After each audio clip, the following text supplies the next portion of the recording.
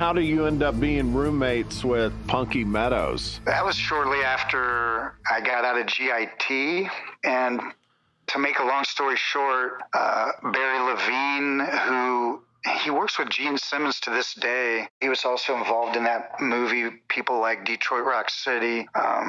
He does comic graphic novels. At the time he was a photographer, he did the Angel on Earth as It Is album cover. Shot at the Devil photos, I think, yeah, too. He did Shot at the Devil. He did Girls, Girls, Girls. He directed that video as well. He was doing that video and the album cover for Girls while I was living at his house. Long story short, through a musician's placement service that was popular at the time here in Los Angeles. It was kind of like a temp service for musicians. I think Alice Cooper might have found some of his band at the time. Carmine Appice might have found some of King Cobra through this place.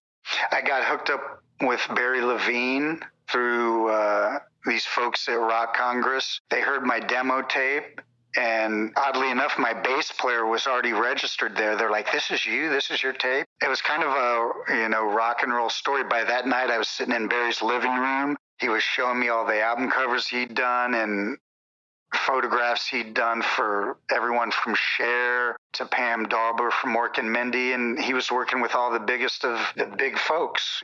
Kiss, Angel, Aerosmith, all these people. And he wanted to manage me. So I moved in his house. And oddly enough, it was a strange house in West Hollywood. It was 2 levels. And his partner, Chris, owned the studio. There was a 16-track recording studio, tape machine upstairs, which is where I learned a lot about working in the studio, because you're living in the house and you got 24/7 access to a analog studio. He was also working with Angel, who was trying to put it back together at the time.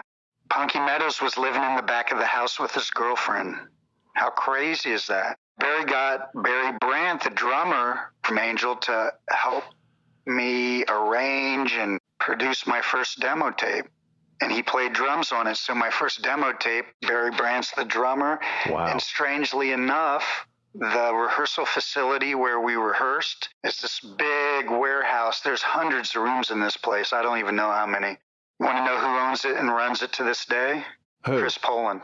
Isn't that so strange, man? That's bizarre. He rehearsed down there and became buddies with the owner, who owned it all these years, probably back when I rehearsed there as a kid. And when the gentleman got older, he was very tight with Chris, and somehow Chris took it over, and he's got his recording studio there. That's where his band Ohm rehearses, and just a strange 6 degrees of separation. Did you ever have any moments with, did you ever talk to Punky? The strangest thing for someone who lived in the house, and like the kitchen was there, I don't know if he even ever used the kitchen. And I never even saw this part of the house where he and his girlfriend lived. And I think he stuck his head into this part of the house that I saw him. He was very quiet and very shy, maybe 2-3 times. And then Barry became... Jay Reynolds from Malice was also living in the house, which is what... And that's how that whole connection starts with Megadeth. That was the catalyst that led to me. I was giving him guitar lessons. My room was on the 2nd floor right above his. I'd give him guitar lessons for free, just here and there, just for the heck of it. I even remember David Ellefson months before coming through the house. They were buddies. I don't know what they were doing. He goes, this is Dave. I didn't know who he was. I didn't know who Megadeth was.